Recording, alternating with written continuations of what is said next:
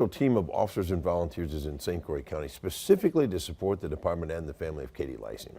Many members of that team are from right here in northeast Wisconsin. Holly Brantley has more on the law enforcement death response team and other police groups working to lift up their own at this most difficult time.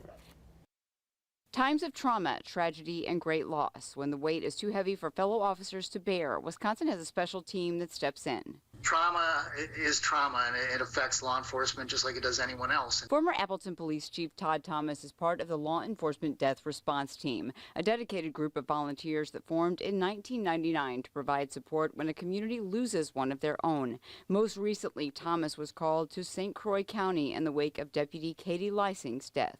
It's hard to wrap your head around the pain that community is dealing with right now. Thomas says far too many departments now know what it's like to lose one of their own. He says the Law Enforcement Death Response Team is reaching out to communities like St. Croix County with help with everything from washing squad cars to providing mental health support.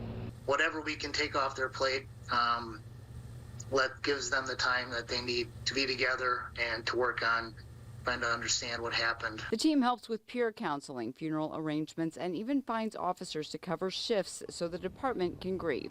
Up in Barron County and St. Croix County, we've got a community that has had multiple line-of-duty deaths now. Less than a month before Lysing was gunned down, Barron County lost Chautauqua officer Emily Breidenbach and Cameron officer Hunter Scheel. The two were gunned down during a traffic stop. Barron and St. Croix counties are only about an hour apart. Officers, every time they leave their house, they might go to a what seems like a normally mundane or routine call, whether it be a traffic stop or checking on a traffic crash.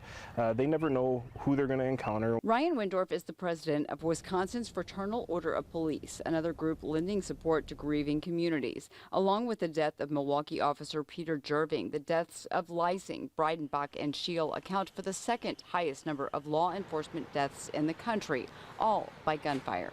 I wish I had the answer to know why we're seeing this spike, not only in Wisconsin, but nationwide. He says as a society, we should be thankful there are still men and women who are willing to put on a badge and take an oath to protect and serve.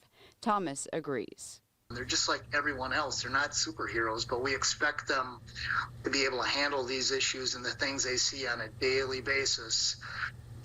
Like superheroes. He says with Police Week approaching, if you see an officer or a sheriff's deputy, now would be an ideal time to say thank you. He says they are walking a line few will ever know. You will see tragedy and you will deal with tragedy, but you will also see some of the most amazing, honorable things and some of the most heroic people. In Appleton, Holly Brantley, Action 2 News.